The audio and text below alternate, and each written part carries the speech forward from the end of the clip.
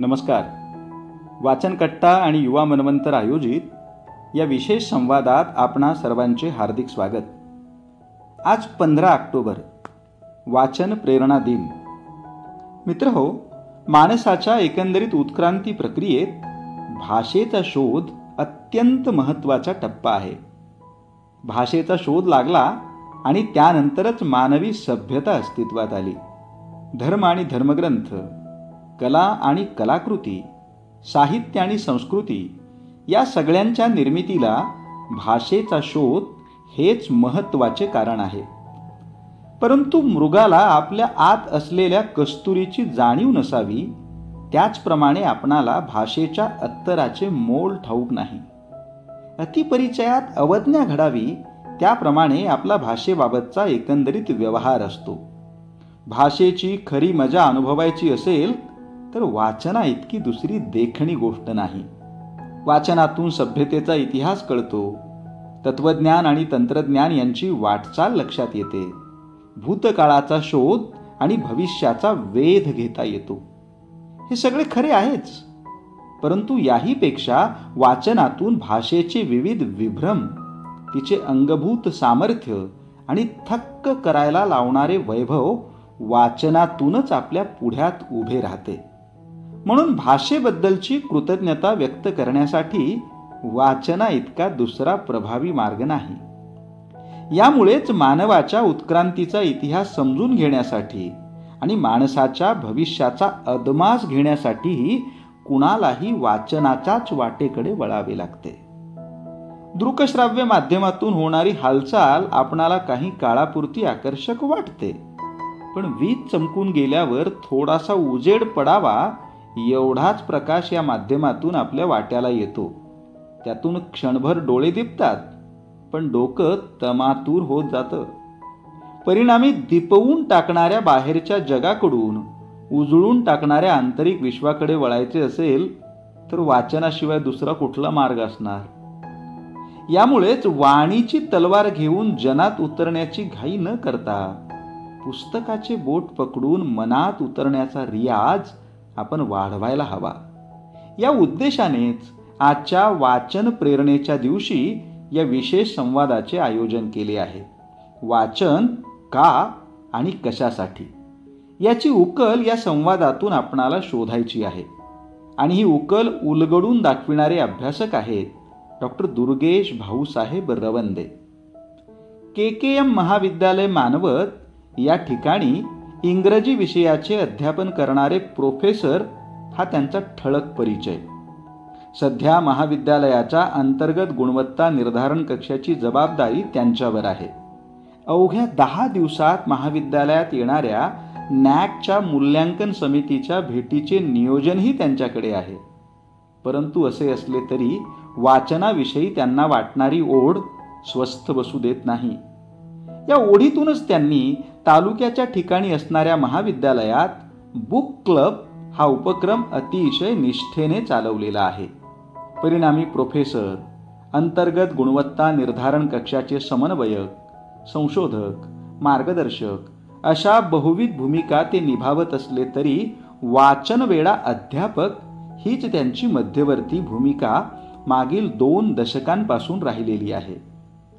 म्हणूनच अशा वाचनवेड्या अध्यापकाने वाचनाचे मोल आणि महत्त्व विशद करणारे चिंतन आमच्या तरुण पिढीसोबत वाटून घेणे ही गोष्ट आम्हाला आनंददायी वाटते.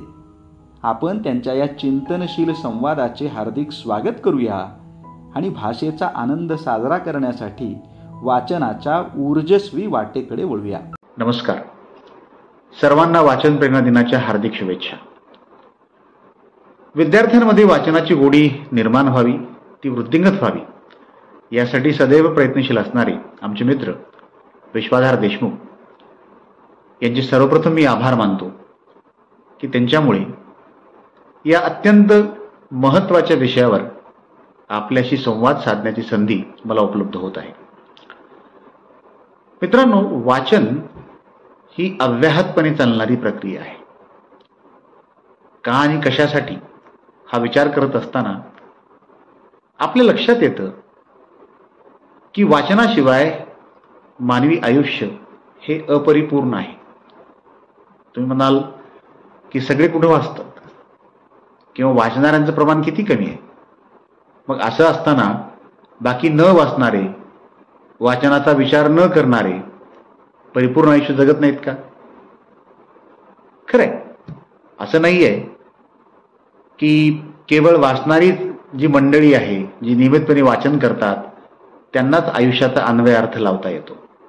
याचं कारण असं आहे की आपण सर्व आपल्या आयुष्याच्या अनुभवातून सुद्धा खूप शिकत असतो आणि म्हणून आयुष्यातील अनुभव हे वाचना इतकेच महत्त्वाचे आहेत. मग असं असताना सुद्धा मानवी आयुष्यामध्ये वाचनाचं महत्त्व काय आणि वाचनाचं महत्त्व समजून घेत असताना, वाचन आपण का आणि कशासाठी करायचे हे लक्षात घेत असताना वाचन परंपरेचा इतिहासही आपल्याला काही अंशी माहिती असणं गरजेचं आहे. असं म्हटलं जातं की those who wish to reach above ordinary level they should read.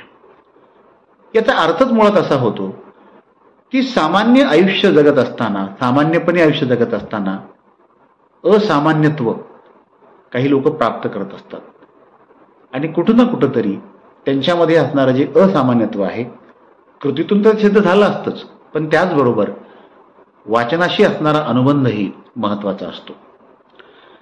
मित्रांनो, भारतीय वाचन परंपरा ही पाश्चिमात्य वाचन परंपरे इतकी जुनी नाही. याचं सगळ्यात महत्त्वाचं कारण असं की आपल्याकडे असणारी श्रवण परंपरा, म्हणजे वाचनापेक्षा श्रवणाकडे आपला असणारा कल, म्हणून कीर्तन निरूपण अथवा प्रवचन या माध्यमातून आपण अनेक गोष्टी समजून घेण्याचा प्रयत्न करत गेलो आणि काहीच उशिरा आपण वाचनाकडे वळलो.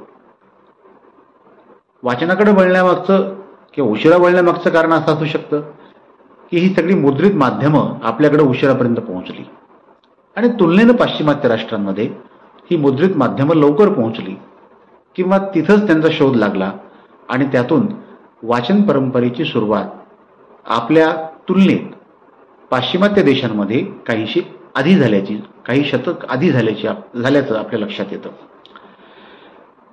परंतु स्वातंत्र्याच्या प्राप्तीनंतर साहित्य अकादमी किंवा वेगवेगळ्या प्रकारच्या वाचन चळवळी याशिवाय अनेक उपक्रम या माध्यमातून वाचन परंपरा वृद्धिंगत करण्याचा प्रयत्न आपल्याकडे झाला. खरं तर परिस्थिती फार बिकट होती. याचं कारण असं होतं की शिक्षित असणाऱ्या लोकांचं प्रमाण अत्यंत कमी, त्याही पलीकडे जाऊन जी साक्षर असणारी मंडळी आहे ती अत्यंत कमी असताना मग या लोकांमध्ये वाचनाबद्दलची जागरूकता कशी निर्माण करायची, वाचलंच पाहिजे, वाचन केलं पाहिजे हे कसं सांगायचं, हे फार जिकरीचं किंवा कठीण असं काम होतं. परंतु सातत्यपूर्ण प्रयत्नांच्या माध्यमातून किंवा ज्याचा उल्लेख मी आधी सुरुवातीला केला, साहित्य अकादमीच्या माध्यमातून भाषांतरांचे अनेक प्रकल्प राबवले गेले आणि त्यातून अनेक भारतीय भाषांमधून साहित्य हे प्रकाशित व्हायला लागलं. त्यातल्या त्यात ते इंग्रजीत आणि हिंदीत प्रकाशित व्हायला लागलं आणि त्यातून हळूहळू आपल्याकडं वाचनाचं क्षेत्र विस्तारत गेलं आणि त्यात ग्रंथालयांची भूमिका सुद्धा बरीचशी महत्त्वाची आहे. शासकीय ग्रंथालय असतील किंवा अशासकीय ग्रंथालय असतील आणि काही व्यक्ती, काही संस्था या सर्वांनी आपापल्या प्रयत्नांच्या माध्यमातून आपल्या देशातील वाचन परंपरा ही अधिकाधिक समृद्ध करण्याचा प्रयत्न केला आहे. पण असं असताना सुद्धा आपण जेव्हा आपल्या देशातील वाचन संस्कृतीबद्दल विचार करायला लागतो किंवा त्यावर चर्चा करायला लागतो तेव्हा बराचसा नकारात्मक सूर असतो की नाही, आता वाचन तर संपलेलं आहे, आता कोण वाचते, आता लोकांना त्यांचं दैनंदिन जगणं, त्यातले प्रश्न, त्यातला गुंता, त्यातून येणारं वैफल्य, ह्या सगळ्याच बाबीचं महत्त्व इतकं आहे की कोण कशाला वाचत बसायचं. किंवा आपल्या सर्वांना माहिती आहे की अलीकडे ह्या डिजिटल टेक्नॉलॉजीमुळं अँड्रॉइड फोन्स आपल्या हाती आले आणि मग त्याच्यावरच इतकं काही बाकीचं पाहायला किंवा ऐकायला असतं, मग त्यात हे पुस्तक घेऊन वाचणं काय. पण असं असताना सुद्धा सांगावंसं वाटतं की याही परिस्थितीमध्ये पुस्तकांची निर्मिती आणि विक्री हा जो व्यवसाय आहे तो पूर्णपणे बंद झालेला नाही, किंवा असं म्हणता येईल की तो व्यवहार आजही बराच चांगल्या प्रकारे चालू आहे. याचं कारण असं की मुद्रित असणारी पुस्तकं आजही विकली जातात, वाचली जातात, आणि ही एक चांगली बाब आहे.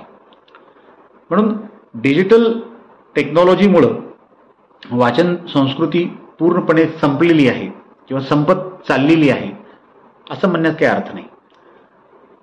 वाचन हे काही अंशी का होईना, किंवा मी तर असं म्हणेल की आता वेगवेगळ्या माध्यमातून पुस्तकं आपल्यापर्यंत सहज पोहोचत आहेत. म्हणजे जी पुस्तकं आपल्यापर्यंत पोहोचण्यासाठी काही महिने लागायची, काही दिवसाच्या आत ती आपल्यापर्यंत पोहोचत आहेत. आणि त्याबरोबर ती पुस्तकं सहजतेनं पोहोचणं ही तर बाब जरी आपण लक्षात घेतली, पण त्याची उपलब्धताही अत्यंत सहज झालेली आहे. म्हणून पुस्तक आपल्यापर्यंत पोहोचण्याचे अडथळे आता जवळपास संपलेले आहेत. अशा परिस्थितीमध्ये वाचन संस्कृती वृद्धिंगत होणं, वाढत जाणं ही बाब महत्त्वाची ठरते. म्हणून बऱ्याचशा काही अडचणी जरी असल्या, वाचनाकडं पाहण्याचा जो किंवा वाचन आणि बाकी सगळ्या गोष्टीकडे पाहण्याचा आपला जो दृष्टिकोन आहे तो काहीसा बदलत जरी असला, तरी मला असं वाटतं की वाचन ही प्रक्रिया अजूनही आपल्याकडे अबाधित आहे. खरं तर आपण ज्याला असं म्हणूयात की लेखन, वाचन आणि शिक्षण हे एकूण आपल्या वाचन संस्कृतीचे किंवा वाचन परंपरेचे स्वरूप राहिले आहे. आणि दुसरा एक महत्त्वाचा विचार या ठिकाणी व्यक्त करणं मला गरजेचं वाटतं की आपल्याकडं जी माध्यमं आहेत ज्याचा संबंध आपण ह्या वाचनाशी जोडू शकतो, ती प्रामुख्याने 3 प्रकारची माध्यमं आहेत. पहिली माहितीची माध्यमं, दुसरी वैकल्पिक माध्यमं, आणि तिसरी विचार माध्यमं. तर माहितीच्या माध्यमाचा विचार करत असताना वृत्तपत्र आहेत, टेलिव्हिजन आहे, रेडिओ. आपण जेव्हा वैकल्पिक माध्यमांचा विचार करतो तेव्हा नियतकालिका आहेत. आणि जेव्हा आपण विचार माध्यमांकडे येतो किंवा त्याच्याबद्दल आपण त्याला समजून घ्यायचा प्रयत्न करत असतो, तेव्हा आपल्याला साहित्य म्हणजे त्या अंतर्गत कथा, कादंबरी, नाटक या सगळ्यांचा विचार करावा लागतो. म्हणून जेव्हा आपण वाचतो, असं कोणीतरी म्हणायला लागतं की मी वाचतो, तेव्हा तो काय वाचतो हे समजून घेणं फार गरजेचं आहे. आणि जर तुम्ही फक्त वृत्तपत्र वाचत असाल तर असं म्हणता येईल आपल्याला की तुमचं वाचन हे अगदी प्राथमिक आहे. म्हणजे 3 प्रकाराचा आपण विचार करत असताना ते अगदी सुरुवातीच्या टप्प्यात आहे असं आपल्याला सांगता येईल. किंवा काही जणांचं असं म्हणणं असतं की आम्ही नियमितपणे वाचतो, दिवाळी अंक वाचतो. दिवाळी अंक वाचणं ही आमच्यासाठी एक आनंदाची बाब आहे. तर तेही खूप चांगलं आहे, परंतु ह्या सगळ्या प्रकाराला आपल्याला वैकल्पिक माध्यम या दृष्टिकोनातून पाहावं लागतं. आणि मग साहित्य वाचन हा थोडासा कठीण वाटणारा, काहीसा क्लिष्ट असणारा आणि त्याचबरोबर ज्याला तुम्हाला अधिकाधिक वेळ द्यावा लागतो असा हा प्रकार आहे. परंतु अनेक महत्त्वाच्या बाबींचा विचार करत असताना जेव्हा आपण विचार माध्यमापर्यंत पोहोचतो आणि वेगवेगळ्या प्रकारच्या साहित्यकृती वाचायला लागतो, त्यातून आपल्याला अनेक बाबी अधिकाधिक चांगल्या समजायला लागतात आणि आपला जगण्याकडं, जीवनाकडं, आयुष्यातील या प्रश्नांकडे पाहण्याचा दृष्टिकोन काहीसा बदलायला लागतो. म्हणून केवळ भारतीय नव्हे तर वैश्विक परंपरांमध्ये विचार माध्यम जी आहेत, ज्याचा उल्लेख मी केला, या माध्यमातून होणारं वाचन हे जास्तीत जास्त महत्त्वाचं मानलेलं आहे. म्हणून मित्रांनो, आपण वृत्तपत्र वाचताय, आनंदाची बाब आहे. आपण नियतकालिका नियमितपणे वाचताय, ही पण आनंदाची बाब आहे. परंतु हा स्तर उंचावत नेणं हे महत्त्वाचं आहे. आणि म्हणून काहीशा गंभीर वाचनाकडं आपण टप्प्याटप्प्यानं ओढलं पाहिजे. आणि त्यातून मग आपल्याला वाचनाचा बोध व्हायला लागतो. वाचन का गरजेचं आहे, किती महत्त्वाचं आहे हे कळायला लागतं. आणि ही बाब आतून कुठंतरी घडायला लागते. म्हणजे कोणीतरी सांगतंय, कोणीतरी वाचनासाठी आपल्याला आग्रह धरतंय म्हणून आपण वाचतोय, हे काही राहत नाही. आणि आपण स्वतःहून वाचायला लागतो आणि वाचनाच्या माध्यमातून आपल्या आयुष्याला आपण अधिकाधिक समजून घ्यायचा प्रयत्न करायला लागतो. आणि म्हणून आपण जेव्हा एकूणच वाचनाचा प्रकार किंवा वाचनाचे प्रकार, वाचन संस्कृतीचा इतिहास ह्याचा एक सांगोपांग आपण जेव्हा विचार करायला लागतो तेव्हा लक्षात येतं की खरंच वेगवेगळ्या संस्थांनी, व्यक्तींनी वाचन संस्कृतीला अधिकाधिक समृद्ध करण्याचा, विकसित करण्याचा प्रयत्न केलेला आहे. परंतु असं असताना सुद्धा आपल्या एकूण लोकसंख्येचा विचार करत असताना हे प्रमाण काहीसं कमीच आहे. प्रमाण जरी कमी असलं आणि त्यासाठी खूप कष्ट घ्यावे जरी लागत असले, म्हणजे लोकांपर्यंत वाचनाचं महत्त्व पोहोचवण्यासाठीचे, तरीही वाचनाचं महत्त्व हे अबाधितच आहे. ते अबाधित असणारच आहे. आणि ते का असणार आहे हे आपण जेव्हा वाचन कशासाठी या भागाकडे पोहोचतो तेव्हा आपल्या लक्षात येतं. मी सुरुवातीला उल्लेख केला की आपल्या जगण्याचा अन्वयार्थ लावण्यासाठी, अनेक प्रश्न आपल्याला जे पडत असतात त्याची उत्तरं शोधण्यासाठी, किंवा आपल्या मनामध्ये असणारा जो कोलाहल आहे तो काहीसा दूर करण्यासाठी वाचन हे महत्त्वाचं ठरतं. तसा काहीसा अनुभव मलाही आहे आणि जे सातत्यानं नियमितपणे वाचतात त्यांनाही असतोच. म्हणून बाकी अनेक गोष्टी आपण एकाच वेळा करत असलो तरी सुद्धा वाचनही करण्याचा प्रयत्न मग ही मंडळी बऱ्याचशा प्रमाणात करत असते की आपलं नियमितपणे वाचन आपण केलंच पाहिजे, हेही त्यांना त्यामागं वाटत असतं. तर वाचन कशासाठी? तर सगळ्यात महत्त्वाचं की आपल्या काळातील जे प्रश्न आहेत हे अधिक चांगल्या प्रकारे समजून घेण्यासाठी वाचन गरजेचं आहे. आपण असं म्हणू शकता की केवळ वाचनच त्यासाठी आवश्यक आहे का? कारण जगण्याचे प्रश्न किंवा आपल्या काळातील प्रश्न आपल्याला इतर वेगवेगळ्या माध्यमातूनही समजून घेता येऊ शकतात. ठीक आहे, काही अंशी बरोबर जरी असलं तरी सुद्धा डायमेन्शन्स ऑफ इश्यूज ज्याला आपण म्हणूयात ते समजून घेण्यासाठी वाचन हे फारच महत्त्वाचं ठरतं. कारण जेव्हा तुम्ही वाचत असता तेव्हा तुम्ही अधिकाधिक एकरूप होत असता आणि एकरूप होणं, त्या पद्धतीची एक हार्मनी आपण आपल्या बाजूनं अबाधित ठेवणं, अबाधित राखणं हे फार गरजेचं असतं. आणि म्हणून प्रश्न समजून घेण्यासाठी, प्रश्न निर्मितीची प्रक्रिया समजून घेण्यासाठी आणि त्याची उकल कशी करता येईल हे लक्षात घेण्यासाठी वाचन हे आवश्यक आहे. दुसरी महत्त्वाची बाब अशी आहे की आपली जी विचार प्रक्रिया आहे ही अधिकाधिक समृद्ध होत असते आणि त्यामागे वाचन हे फार महत्त्वाचं आहे. कारण आपण का आणि कसा विचार करायचा हा ज्याचा त्याचा प्रश्न आहे. विचार करणं तर आवश्यक आहे, आपण विचार करत असतो, परंतु आपण जे विचार करत असतो तो खरंच एक समृद्ध विचार आहे का हे तपासण्यासाठी आपल्याकडे काहीतरी असलं पाहिजे. आणि मग जर आपल्या विचार करण्याला वाचनाची जर जोड असेल तर आपलं विचार करणं हे अधिकाधिक समृद्ध होऊ शकतं. आणि म्हणून आपल्या काळातील प्रश्न समजून घेण्यासाठी तर आहेच, पण त्याचबरोबर आपली विचार प्रक्रिया अधिकाधिक समृद्ध करण्यासाठी वाचन हे अत्यंत आवश्यक आहे. कारण वाचन अधिकाधिक चांगलं असल्याशिवाय आपण लेखनाकडे वळू शकत नाही.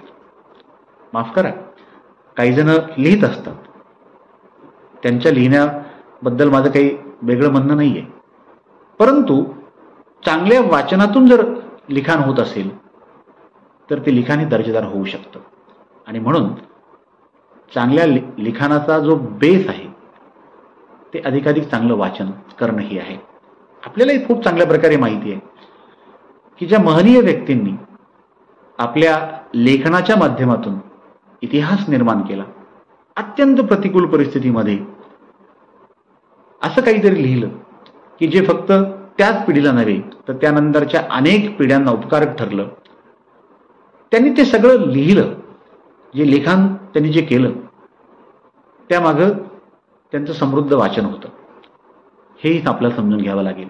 म्हणजे अचानकपणे ते उत्स्फूर्तपणे नाही आलं, तर त्याला वाचनाची सुद्धा तितकीच चांगली जोड होती आणि म्हणून त्यांचे विचार हे अधिकाधिक समृद्ध होत गेले.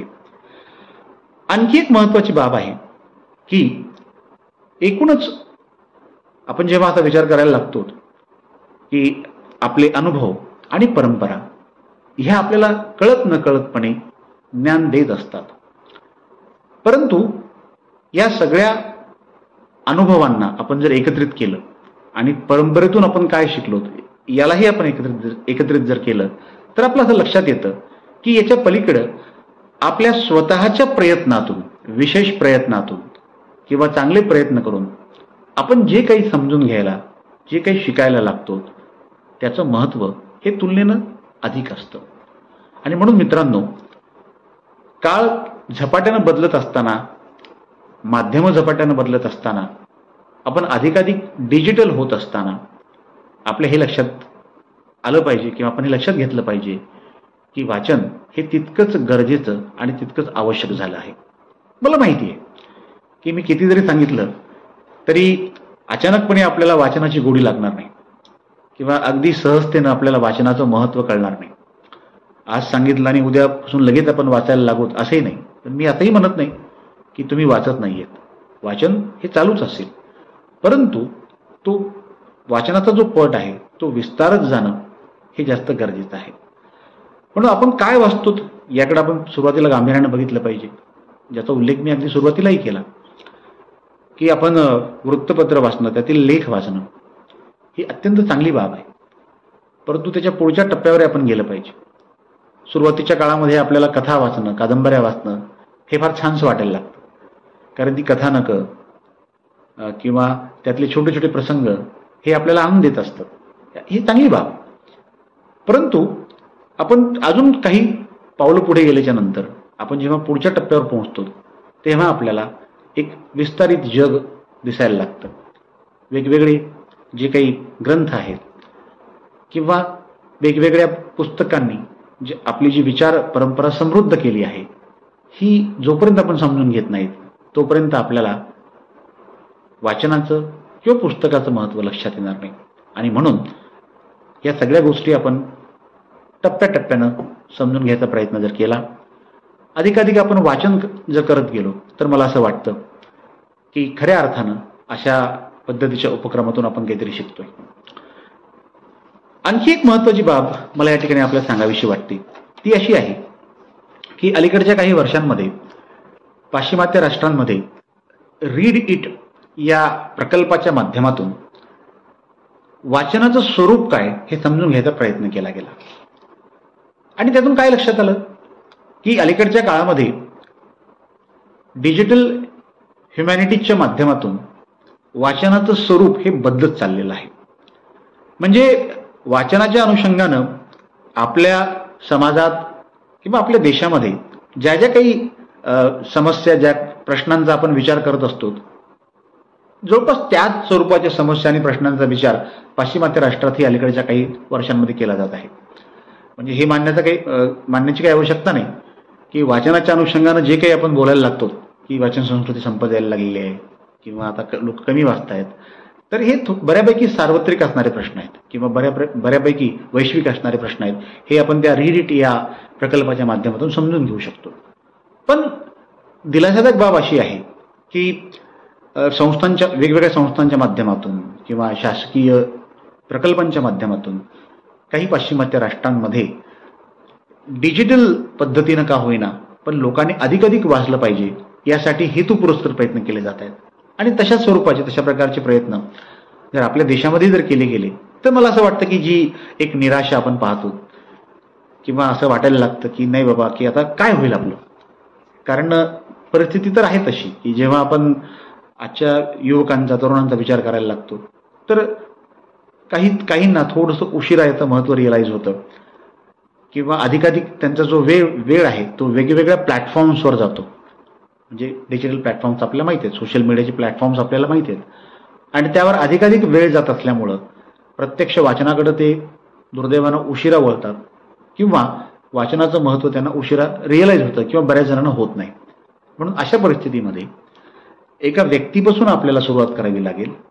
आणि मला आनंद आहे की आमचे मित्र विश्वाधार देशमुख सातत्यानं हा प्रयत्न करत आहेत. पण जे केवळ वाचा असं ते सांगत नाहीयेत, तसे तर अनेक जण असतात की जे आपल्याला वाचलं पाहिजे, वाचन किती गरजेचं हे सांगतात, जे मी सांगण्याचा सुद्धा प्रयत्न करतोय. पण मी काहीतरी कृतीतून ते सांगण्याचा प्रयत्न करतोय का याचं महत्त्व जास्त आहे. आणि तशा प्रकारच्या प्रत्यक्ष कृती ते करतायत. म्हणजे वाचन कट्टा ते चालवतात किंवा विद्यार्थ्यांना एखादी पुस्तक वाचण्यासाठी प्रवृत्त करून त्या पुस्तकाचा सारांश मांडण्याचा त्यांनी प्रयत्न करावा, हेही ते करत असतात.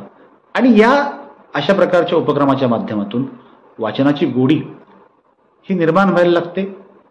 वाचन का महत्त्वाचं आहे, वाचन कशासाठी केलं पाहिजे हे समजायला लागतं.